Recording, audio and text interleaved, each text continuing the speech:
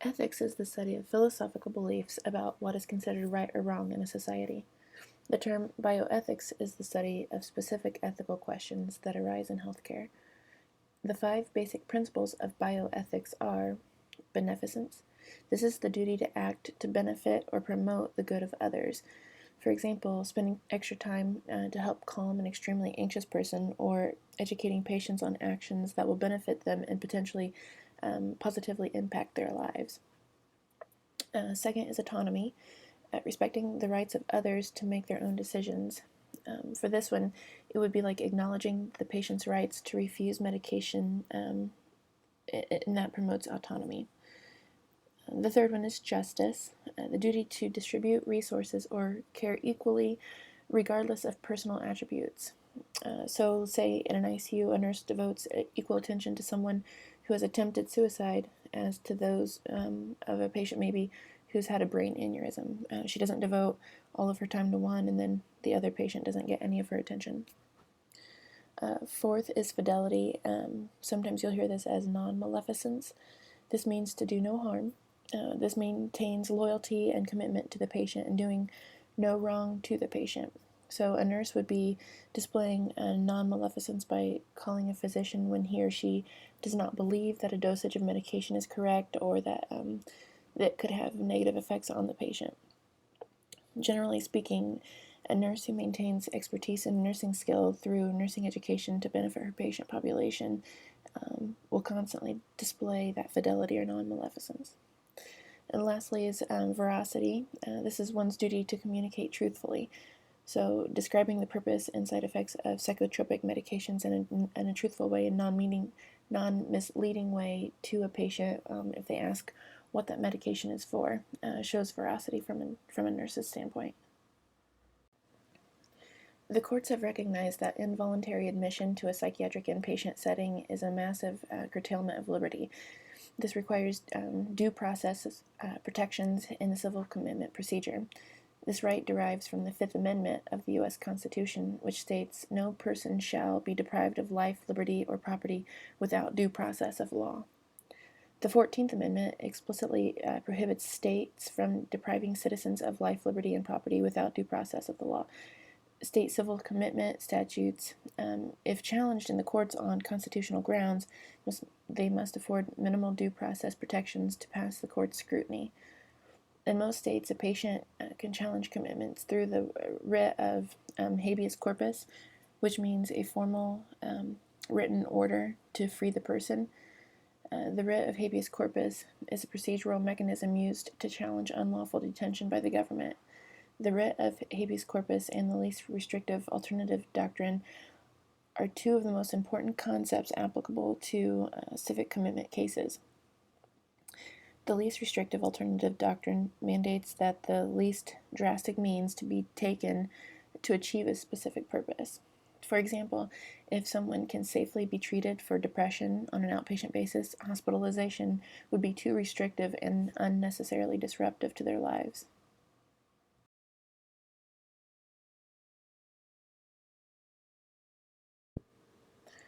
Voluntary admission is sought by the patient or the patient's guardian through a written application to the facility. Voluntary admitted patients have the right to demand and obtain release.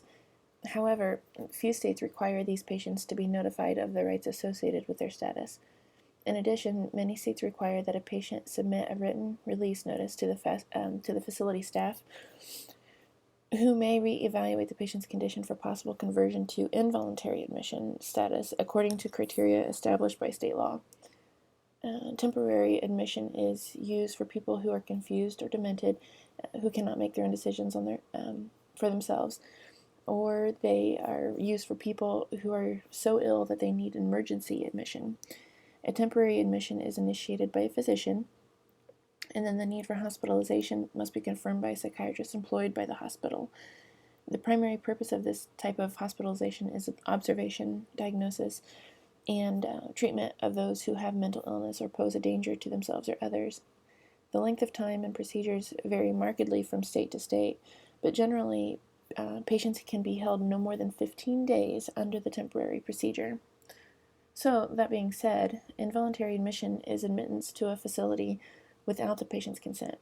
Normally, involuntary admission is necessary when a person is in need of psychiatric treatment, presents a danger to themselves or others, or is unable to meet his or her own basic needs. Involuntary admission requires that the patient retain freedom from unreasonable bodily restraints, the right to informed consent, and the right to refuse medications. This includes psychotropic or antipsychotic medications. Involuntary admission procedures include that a specified number of physicians must certify that a person's mental health status justifies the detention and treatment, and close family members are made aware of the hospitalization if they weren't already, or the ones that brought them in. Patients have the right to access legal counsel and the right to take their case before a judge who may order a release. Patients can be involuntarily hospitalized for 60 days. After that time, a panel of professionals that includes psychiatrists, medical doctors, lawyers, and private citizens review their cases. A patient who believes that he is being held against his will without a just cause can file a petition for a writ of habeas corpus, which the hospital must immediately submit to the court. The court must then decide if the patient has been denied due process of law. Forced treatment raises ethical dilemmas regarding autonomy versus paternalism, privacy rights, duty to protect, and the right to treatment. Most states provide for emergency involuntary admission, also known as civil commitment for a specified period. It's usually 1 to 10 days. This prevents dangerous behavior that causes harm to the self or others around him. Police, physicians, and mental health providers may be designated by law to detain this type of patient. Temporary involuntary admission is of longer duration than emergency. This is to observe, diagnose, and treat those who pose a danger to themselves or others. Length of time varies, and so does guardianship. Family physician or public health officer may apply for this job. Certification by 2 or more physicians, a judicial review, and an order is required. The long-term involuntary admission has its primary purpose in extended care and the treatment of the mentally ill. Those who undergo extended involuntary hospitalization are admitted through medical certification, judicial review, or administrative action. Some states do not require a judicial hearing before involuntary long-term admission, but often provide the patient with an opportunity for a judicial review after the admission procedures occur. This type of involuntary hospitalization generally lasts 60 to 180 days, but may also be for an indeterminate period of time, just depending on how well that patient does. Involuntary outpatient admission arose in the 1990s when states began to pass legislation that permitted outpatient admission as an alternative to forced inpatient treatment. This type of admission can be a preventative measure, allowing a court order before the onset of a psychiatric crisis that would result in an inpatient admission. The order for involuntary outpatient admission is usually tied to receipt of goods and services provided by social welfare agencies. This includes disability and benefits and housing.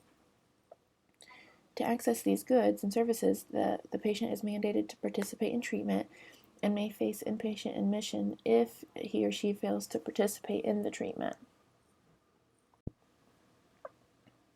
Conditional release usually requires outpatient treatment for a specified period to determine the patient's adherence with medication protocols, ability to meet basic needs, and the ability to reintegrate into the community.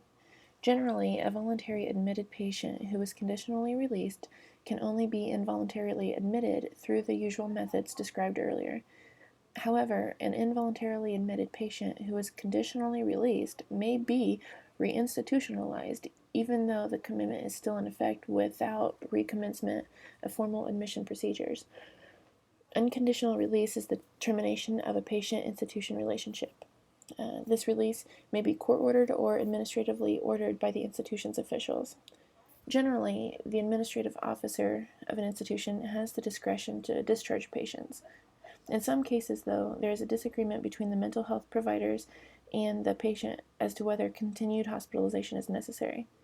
In cases where treatment seems beneficial, but there is no compelling reason to seek an involuntary continuance of stay, patients may be released against medical advice.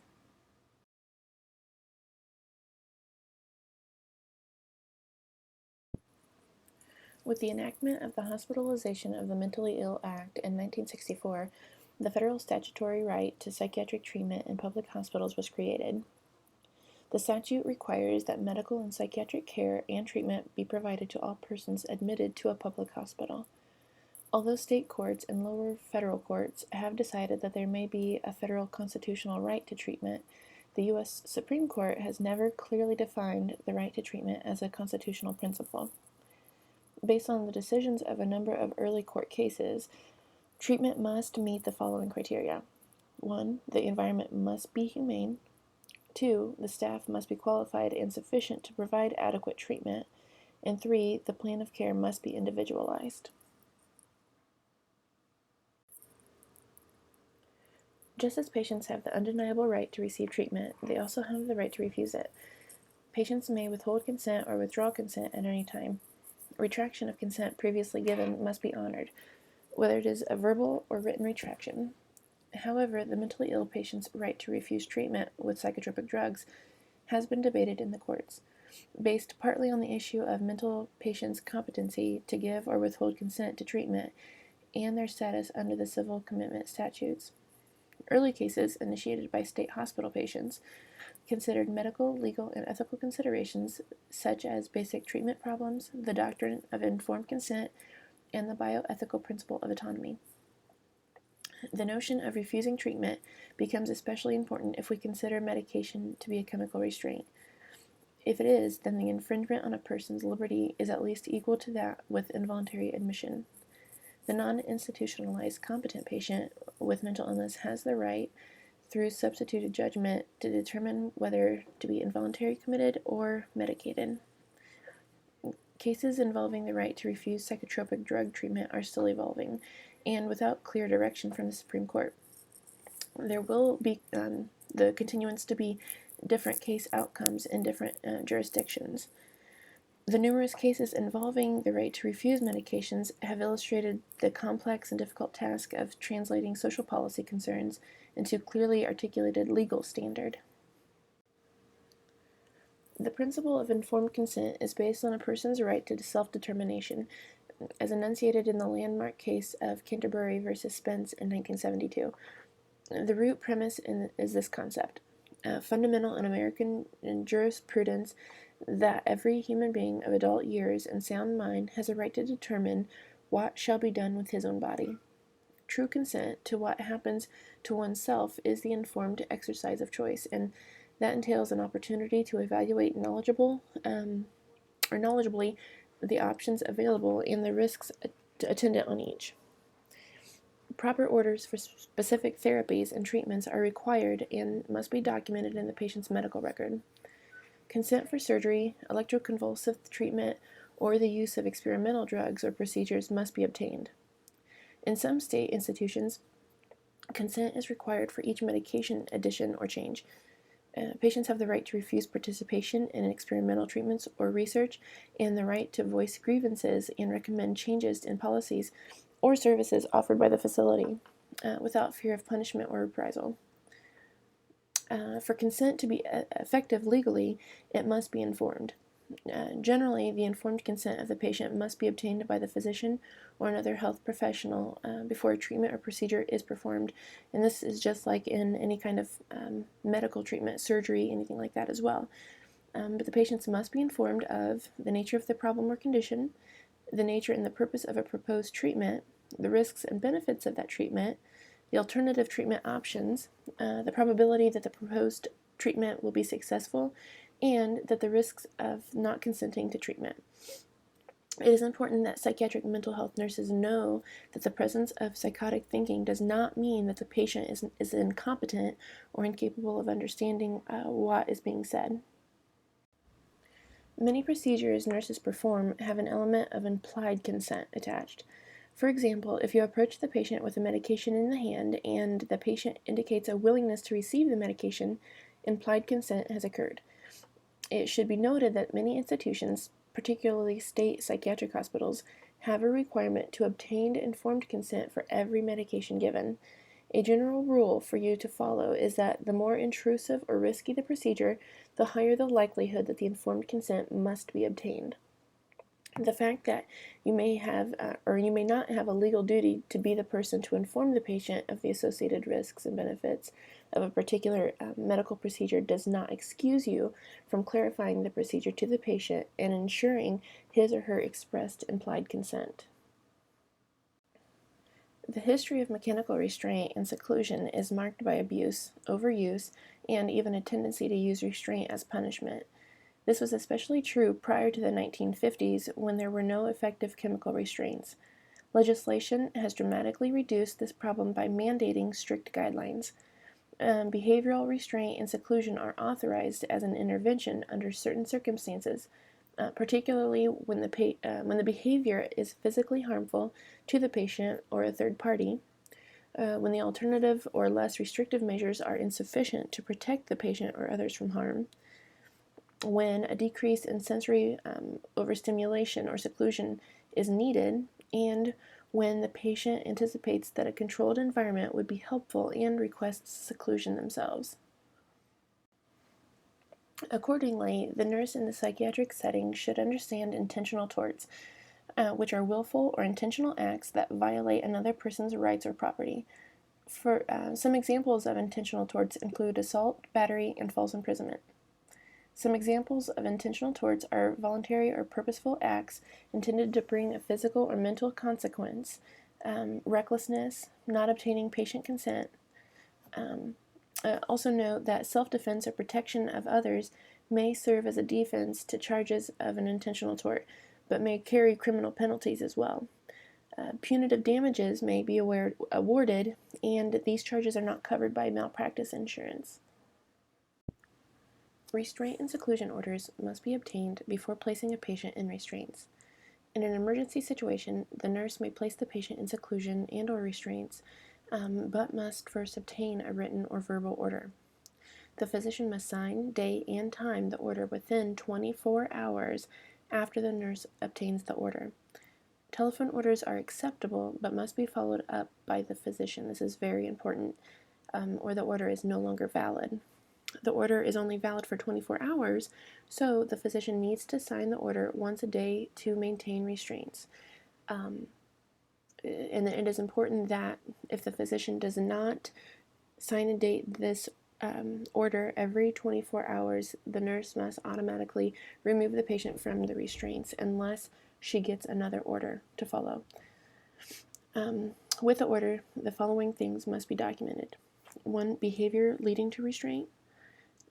This means, was the patient violent, biting, harmful to themselves or others? The time the patient is placed in and released from restraints or seclusion. The patient must be assessed at regular and frequent intervals for physical needs, such as do they need food, water, toileting, range of motion. They also need to be assessed for safety and comfort every 15 to 30 minutes for a patient that is a harm or risk for themselves. The patient must be removed from the restraints when safer and quieter behavior is observed. Observations must be documented every 15 minutes for violent patients and every 2 hours for nonviolent restraints. And this is pretty much even keel across the board for any facility that you work for. A person's reputation can be damaged even after death. Therefore, it is important that you do not divulge information after a person's death that you would not have been able to share legally before the death. The Dead Man's Statute protects confidential information about people when they are not alive to speak for themselves. A legal privilege of confidentiality is enacted legislatively and exists to protect the confidentiality of a professional communication. For example, in some states, but not all, there is the nurse and patient communication. Then there is physician and patient, or attorney and patient. The theory behind such privileged communications is that the patients will not be comfortable or willing to disclose personal information about themselves if they fear that their confidential conversations will be repeated. In some states in which the legal privilege of confidentiality has not been expressly legislated for nurses, you must respond to a court's inquiries regarding the patient's disclosures, even if this information implicates the patient in a crime. In these states, the confidentiality of communications cannot be guaranteed. If a duty to report exists, you may be required to divulge private information shared by the patient. One example of a duty to report is if a patient states to you that they are having thoughts of killing their neighbor when they are discharged. The nurse must report this. Although this situation hasn't happened, it could, and the neighbor must be protected or informed. Another situation that you may come across could be if the patient says to you or speaks to you of maybe raping a child or molesting someone, and so far then there has not been any repercussions of this situation. You also have a duty to report this. Some states have enacted mandatory or permissive statutes that direct healthcare providers to warn a spouse if a partner tests positive for human immunodeficiency virus, or HIV. Nurses must understand the laws in their jurisdiction of practice regarding privileged communications and warnings of infectious disease exposure. If your state of practice does not require this, legal action may be taken against you if you report this. One concern is if the spouse found out about the HIV, then they could sue, and then the facility that you work for would not protect you.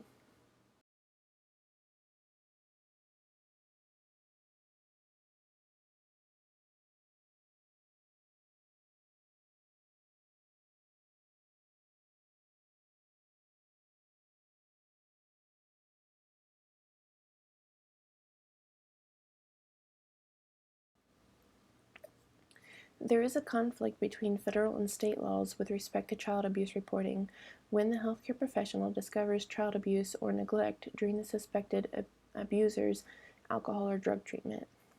Federal laws and regulations governing confidentiality of patient records, which apply to almost all drug abuse and alcohol treatment providers, prohibit any disclosure without a court order.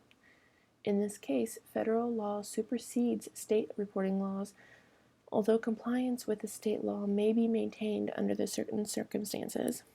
First, if a court order is obtained pursuant to the regulations, if a report can be made without identifying the abuser as a patient in an alcohol or drug treatment program, or if the report is made anonymously. Some states protect the rights of the accused and do not allow anonymous reporting.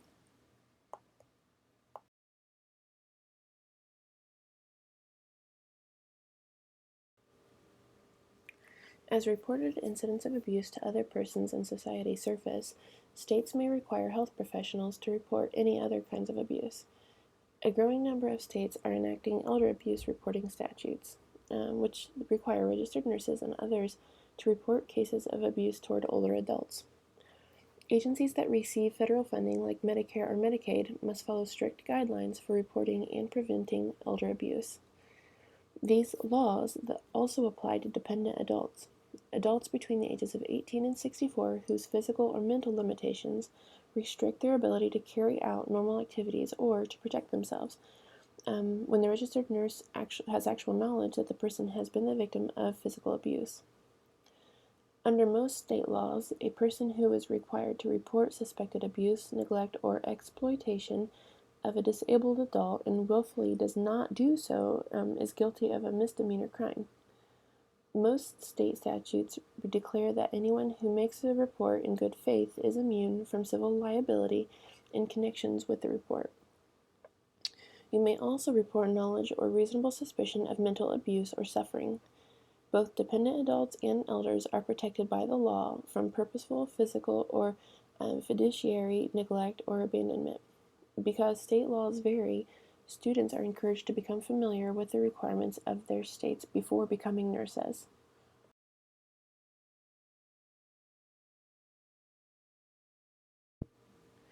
A tort is a civil wrong for which money damages may be collected by the injured party for the responsible party. The injury can be to a person, property, or reputation. Intentional torts are voluntary acts intended to bring a physical or mental consequence to a victim. Duty is measured by a standard of care. One example of this is when a nurse accepts employment, say in a psychiatric facility. She is stating that he or she has a basic understanding of care needed for a psychiatric patient population, including medications and specialty care. The breach of duty goes beyond nurses in that kind of setting. A nurse or anyone who attempts to intervene or complete a task that is beyond their scope of practice is breaching their personal duty. Even if a patient is not harmed in any way, legal action can be taken against the person who performed the task and will be deemed negligent. One situation that arises constantly is, say, in the community setting, if someone was to go down and CPR was to be performed by someone who did not know CPR, laws have changed to a point now that we have a civil duty to help someone else in need. But this is not that kind of situation. This would be, say, a nurse who was not certified to take care of pediatric patients was to start performing a code on a child and start giving medications that were beyond their scope. That could make a nurse lose her license. On the other hand, the nurse has a duty to intervene. If she has the knowledge to understand that a physician's orders are incorrect and believes a piece of the order is in need of clarification, she has the duty to intervene on behalf of the patient. This is why nurses are advocates for patients. We must stand up for what we know is right and just for the patient. If it brings us back to the vocabulary of non-maleficence, we must knowledgeably do no harm to our patients. Abandonment is another legal concept that nurses also must understand. When a nurse leaves a patient assignment without the handing off of care to another licensed nurse or staff member, automatically treatment is discontinued. He or she has performed abandonment. This can cause a nurse to lose her license, especially if harm was brought to the patient either by their own doing or unknowingly. One situation for this could be if a patient was knowingly a risk for suicide and the patient jumped out of the window because that patient did not have a nurse to care for them and watch them. Another situation could be, say, in an ICU and a patient had a vent and the nurse left without giving report to someone and that patient coded and died. That the nurse has abandoned that patient and can lose their license for that.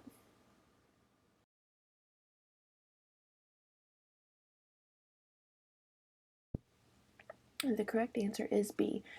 There is an example of battery. Battery is the touching of another person without their consent.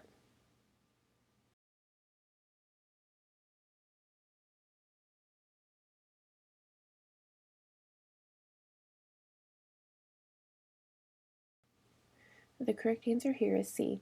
When a client is declared incompetent, the client has a mental disorder resulting in a defect in judgment, and this defect makes the client incapable of handling personal affairs. A guardian is appointed. The guardian makes decisions for the client, and the client loses the right to refuse medications.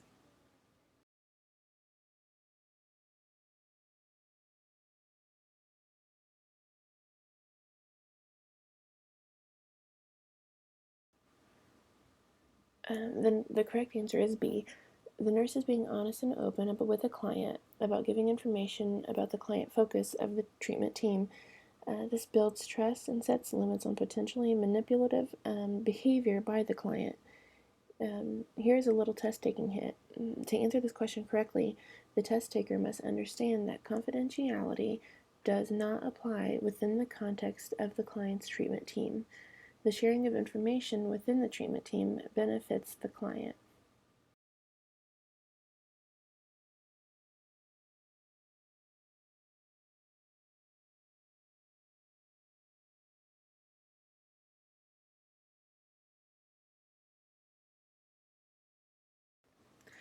The mental status examination is fundamental to an overall patient assessment.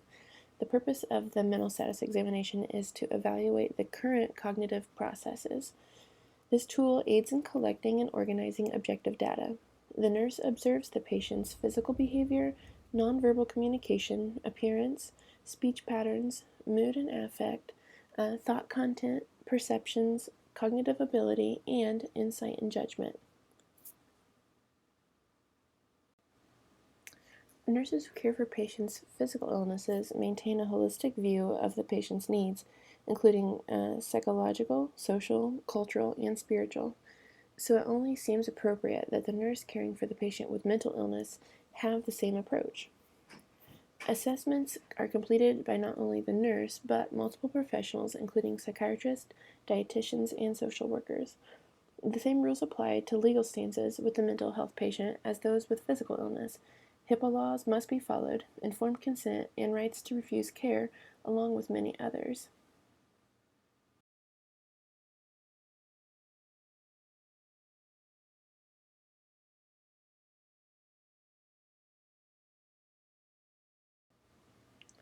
Nursing diagnoses have three structural components: the problem or unmet need, the etiology or cause of the problem, and supporting data that the nurse observes. An example of a mental health nursing diagnosis could be self-mutilation. Self-mutilation is the problem. It would be related to disturbed body image. This is the etiology, as manifested by, say, self-inflicted cutting. These are the signs and the symptoms.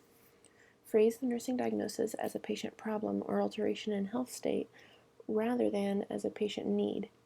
Check to make sure that the patient problem precedes the etiology and that the two are linked by the phrase related to.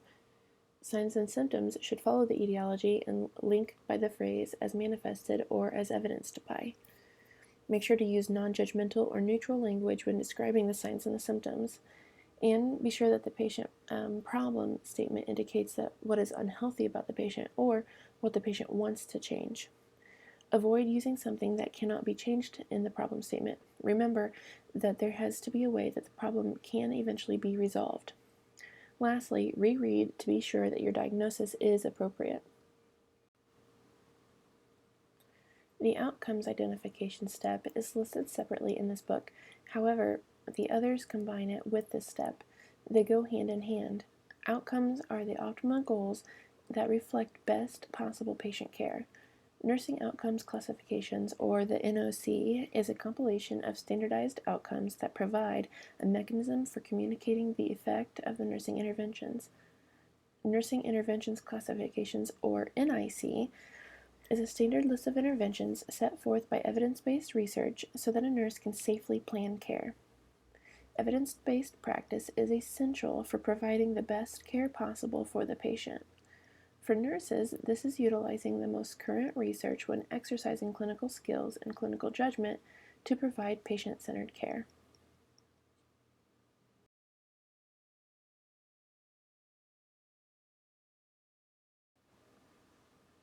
Milieu therapy is a vital piece of the nurse-patient relationship. This is the foundation the nurse sets so that the patient feels safe and comfortable in communicating.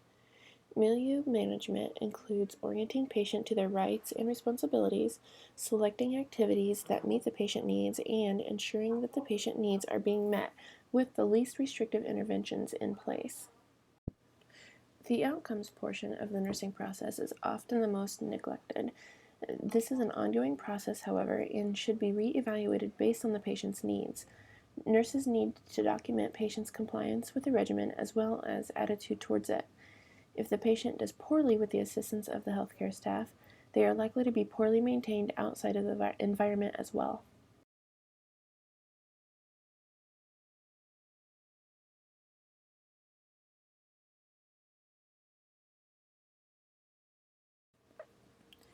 The correct answers are A, B, and D. During the nursing assessment, we are creating the care plan, but we do not want to evaluate it until later in the nursing process.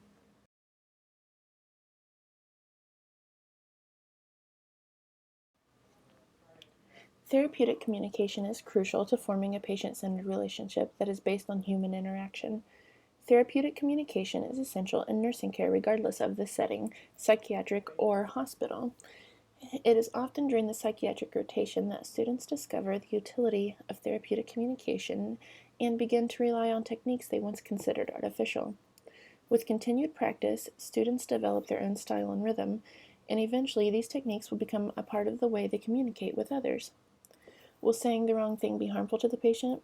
This is doubtful, especially if the intent is honest, the approach is respectful, and the concern for the patient is genuine. Communication is up to 90% nonverbal, and individuals pay attention to the intent.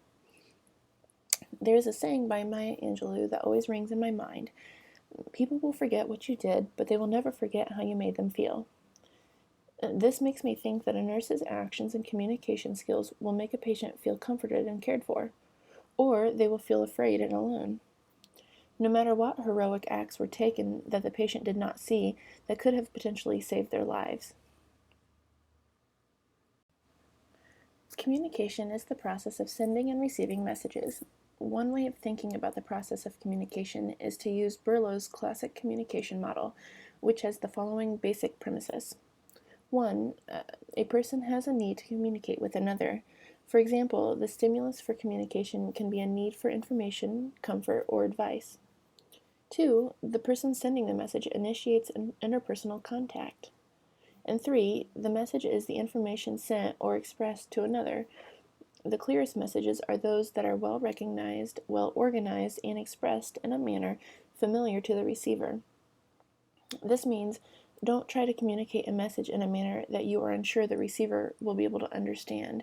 The communication process will then become broken.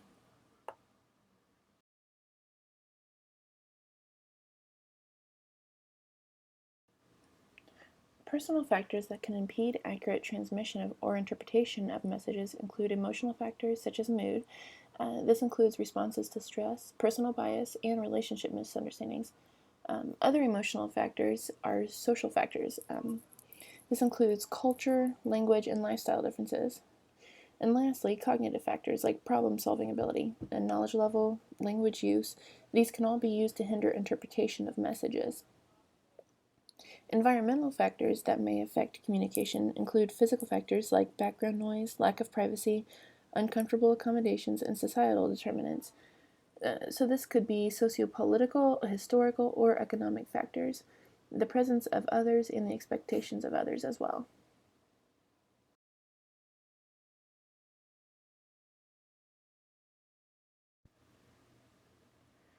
Verbal communication consists of all words a person speaks.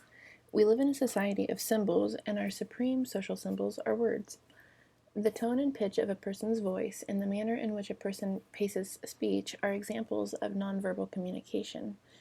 It is important to keep in mind, however, that culture influences the pitch and the tone a person uses. For example, the tone and pitch of a voice used to express anger can vary widely within cultures and families. Other common examples of nonverbal communication, often called nonverbal cues, are physical appearance, facial expressions, body posture, amount of eye contact or eye cast, hand gestures, size, fidgeting, and yawning. Table 8.1 on page 120 in your book identifies key components of nonverbal behaviors. Nonverbal behaviors need to be observed and interpreted in light of a person's culture, class, gender, age, sexual orientation, and spiritual norms. Conflicting messages are known as double messages or mixed messages. One way a nurse can respond to verbal and nonverbal incongruity is to reflect and invalidate the patient's feelings. You say you are upset that you did not pass the semester, but I noticed that you looked more relaxed and less conflicted than you have all term. What do you see as some of the pros and cons of not passing the course this semester? Messages that are sent to create meaning, but also can be used defensively to hide what is actually occurring, create confusion, and attack relatedness.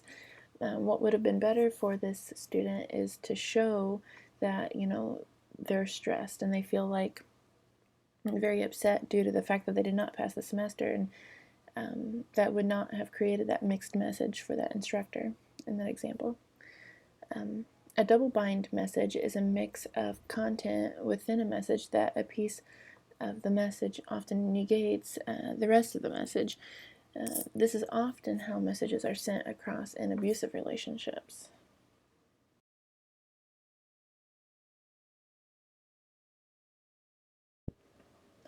Silence can take on several meanings. A cold, icy silence can indicate anger, hostility, or insult. This type of silence can hinder feedback and support. Silence can also be thoughtful, contemplative, and reflective. It can allow the hesitant patient the time to share thoughts.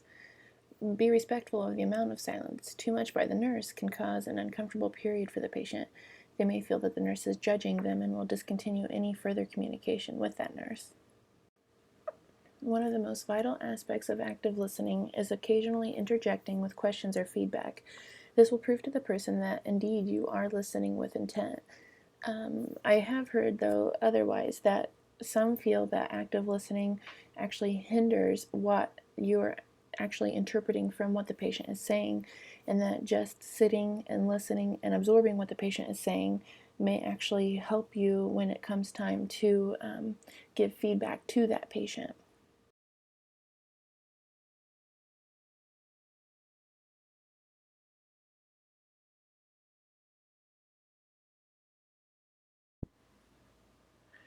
There are several different techniques to clarifying messages by the patient. Paraphrasing is intended to validate the received message. You may hear a person say, "So, in other words," or "what you're trying to say is." Restating is when the nurse reflects on what the patient is saying. They may say, "My life is empty, it has no meaning." So the nurse would respond with, "Your life has no meaning?" You have to be careful with the amount of restating used. It is not always a therapeutic communication technique, as the patient may think you are not interested in what they're saying. Reflecting is sharing the observation of the overall emotional tone of a patient's conversation. When patient's discussing his or her life, the nurse might say, "It sounds as if you have had many disappointments." This is a better form of communication than restating. This is a form of active listening nurses often use. Exploring, it's if a patient states, "I do not get along with my wife." The nurse may say, "Tell me more about your relationship with your wife," or "Describe your relationship," or "Give me an example of something that bothers you in your relationship." But this is, again, another technique that you just have to be cautious with when talking with a patient, because they may feel that you are probing and may also clam up. It is important to understand the patient's message in case there is an important underlying message that they're trying to convey. They may say that they have a plan to commit suicide or hurt someone, and the nurse needs to ensure that they have done everything within his or her power to not let this type of situation occur.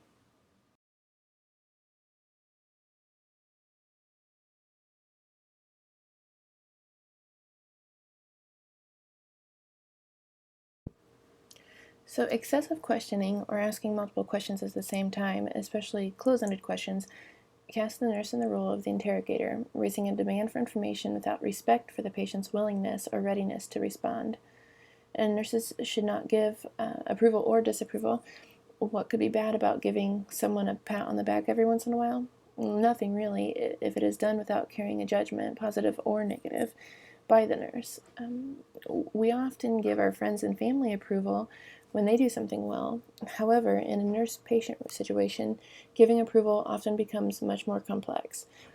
A patient may feel very overwhelmed, experiencing low self-esteem, feeling unsure of where his or her life is going, and very needy for recognition, approval, and attention. Yet, when people are feeling very vulnerable, a value comment might be misinterpreted. For example, "You did a great job in group telling John just what you thought about how rudely he treated you." Disapproving is moralizing and implies that the nurse has the right to judge the patient's thoughts or feelings.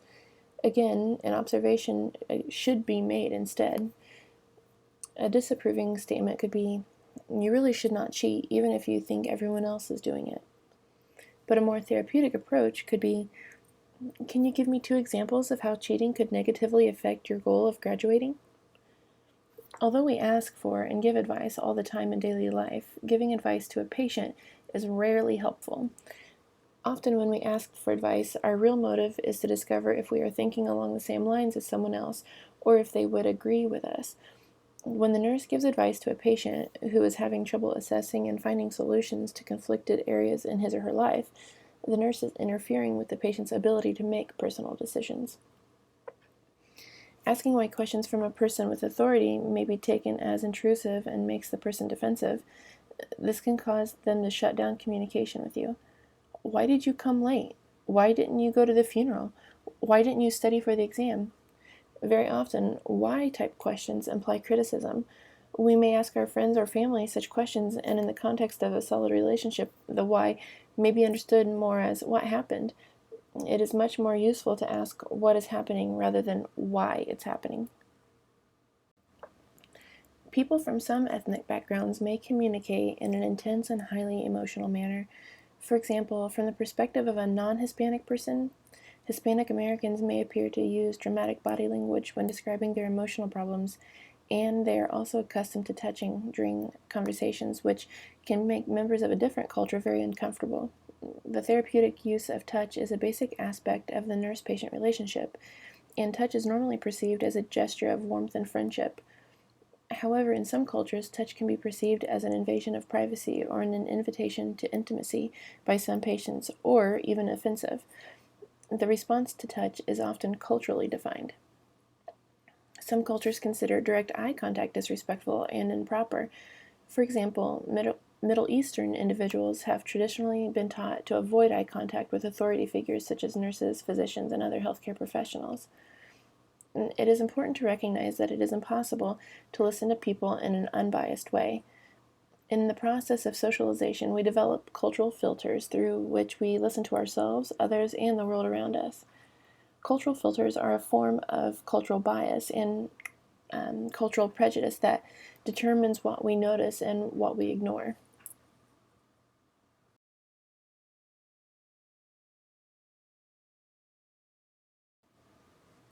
The correct answer is D. The rationale behind this is that responding to the feelings expressed by a client is an effective therapeutic communication technique.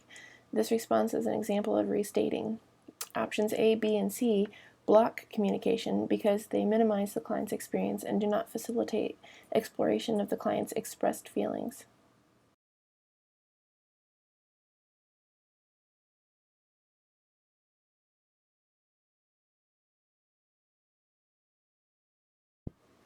The correct answer is C. Restating is a therapeutic communication technique in which the nurse repeats what the client says to show understanding and to review what was said.